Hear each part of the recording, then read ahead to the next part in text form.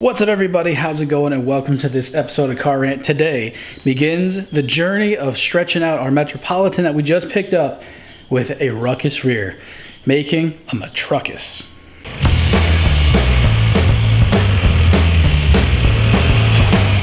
Now, if you've been a part of the channel for a good amount of time, you'll know that this is our first attempt and foray into the moped world. It was our way of trying out something new, something different, and especially with the gas crisis stuff that just happened, these things would have been just a perfect thing to have because they use so little gas to drive.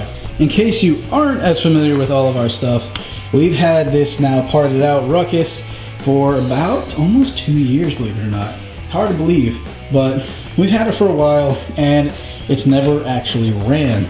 It started to try to turn over a long time ago, and then we just said, screw it, let's dive into this, let's diagnose it, figure it out, make it work. But unfortunately, found out we couldn't register it because of that. A hole straight through the VIN plate that marred up the numbers and letters, and thus, in my state, means I can't register it, means I can't put it on the road. So, we're gonna try something a bit different. We are gonna take that Metropolitan right there and take the front off and bolt it to the Ruckus. But one thing we are gonna do is frame spacers. Basically, these will go in between right there and be an extension so that a taller fellow like Ian or anybody else of his size could actually ride this and be a bit more comfortable because he'll have to stretch more in order to use it. Something that was real nice. Got this from the Ruck Shop, made in the good old US of A, and this is going to be a really handy piece, but as you can tell, it's completely unfinished, so we're going to have to find a way to maybe spray it black, or I don't know, maybe we'll leave it the way it is. We'll have to see what it looks like on the bike. But the first thing that's going to happen to this guy, letting it cool off, bring it in the garage, let's start taking all of these plastics off.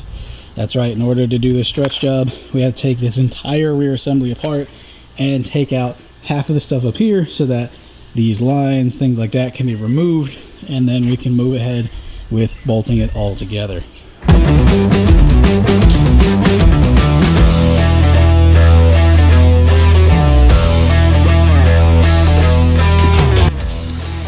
Alright, Metropolitan's cooled down. Now we can get in there and start tearing it apart.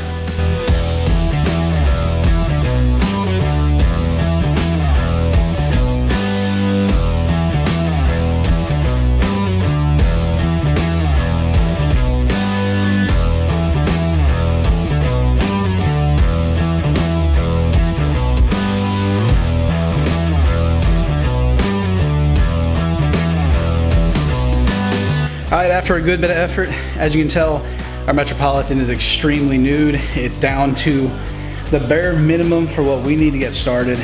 I am actually really pleased with the quality of how we got this. A lot of things obviously need to be cleaned, need to be washed, whatever.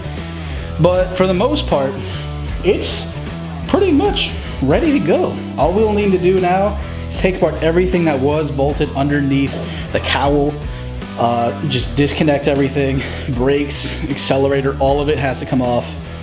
And then we can start assembling the old Ruckus stack onto our Metro stack and then unbolt the whole thing from the rest of the Metro. I'm really excited that I got this far this fast because when we were first doing this months and months and months ago on the stretch row, it was such an ordeal. You had no idea what we were doing.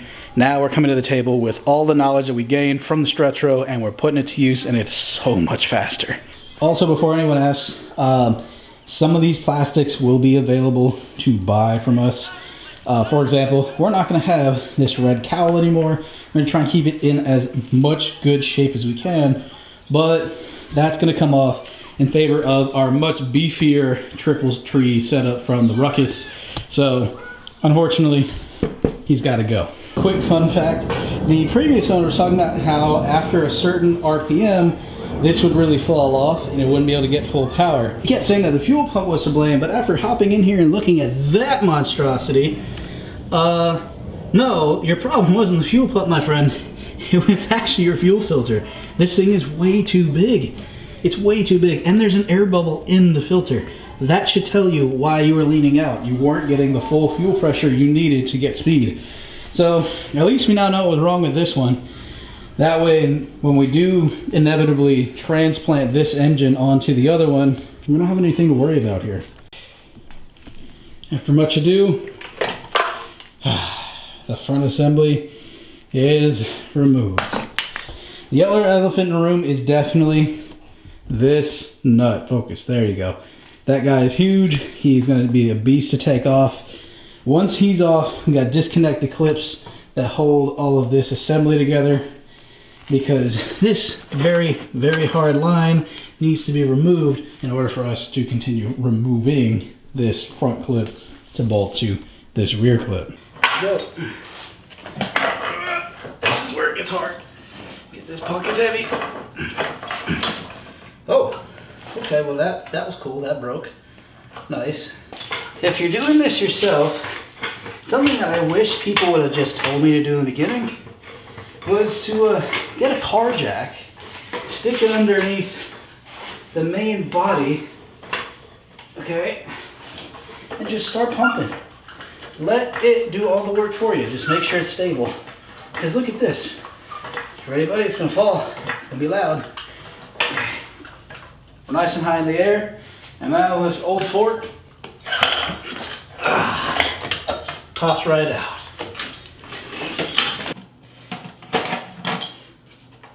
There we go. Oh shoot! It was at this moment that he knew. He f***ed up. Anybody got a match? Because it's pouring out gas. Oh, all right, gotta prop it up. Gotta prop it up.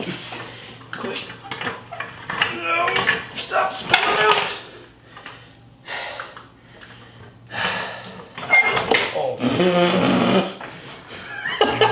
So after a bit of a fiasco, it's in pieces. That whole rear assembly, I'm going to park it in the corner and just kind of leave it there, because realistically, this is the backup for the Stretro. Very healthy motor with a quarter of the mileage, and everything on it works perfectly fine. So if we were to say engine swap the Stretro, we would just take this whole thing, slap it into the Stretch, and call it a day. After our fiasco with the gasoline that's extremely rare right now, spilling on all over the floor, I now have it propped up, draining into a gallon-sized bucket. Hopefully it won't collapse on itself. And I forgot about this. For all of you Metropolitan nuts out here, you know exactly what that nice shiny tube is for. That is the trunk release. So as you guys know, there's normally a seat bucket that sits there. And that mechanism that you see right there at the top, that is where your trunk would be. So if I pull on it, oh, you can't see it because I disconnected it. But this guy right here would open up this area. You could access the battery, all of that from this space. So I unfortunately am gonna have to come in here with some, I don't know, maybe some metal shears, something just to cut this guy out, because realistically, there's obviously no trunk on the Ruckus rear. But I do want to keep this ignition key, because this ignition key, I actually have the key for. Can't remember what happened to the Ruckus key, so we're going to swap the two, get it all set up, and then we'll be good to go. But as is, we've done a lot today. For the first day, this is huge progress. Bike's apart, everything's pulled apart. Now I can start assembling everything tomorrow. I'm going to go to the store and get some paints so that we can treat this so it won't rust, things like that. But also so that that lovely set of red parts can be sprayed another color. Yeah. We're gonna go full on with this build, changing the colors, making things look nice. It's gonna be quite a lot of work, and hopefully this mess that's in this corner will become a ruckus. One last thing, check it out. Our frame spacers are on the Ruck frame. This has extended it out quite a lot. And I know for me, it's gonna be a lot more comfortable, because now I can actually like stretch with it, lean with it, get some maybe side pegs to put right here so that I can actually like prop my feet up, sit a little more comfortably with it. It's gonna be a nice, very nice, comfortable position. And if I ever get another frame that's more underslung or lower or whatever, then I'll sit even more comfortably more like a Harley than a moped. But with all that said, we've got a lot done here. This bike is now completely in pieces, and I am very excited to see where it's gonna go from here. We're gonna call it because A, it's late, and B, I have a lot of reorganizing to do off camera so that we can actually get this thing built. So with all that said, thank you all for watching. Thanks for tuning in. It means a lot that people are watching what we do and are interested in what we do. I had someone on one of our other videos say that we should do more Metro content. So you're getting what you wished for, my friend, 100%. But if you want to help support the channel and all the crazy builds that we're doing, please check out our merch stores. We sell stickers. We've got some shirts that we made. All of the stuff that you guys buy from us helps to pay for builds like this one, like that beam swap over there. It means a lot. So please consider checking it out. But otherwise, thank you all for watching. God bless you guys. Like and sub if you haven't already, and we'll see you next time. Peace.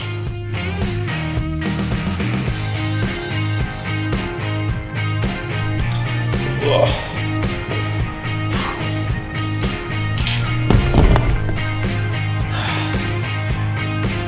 Oh, God. Oh.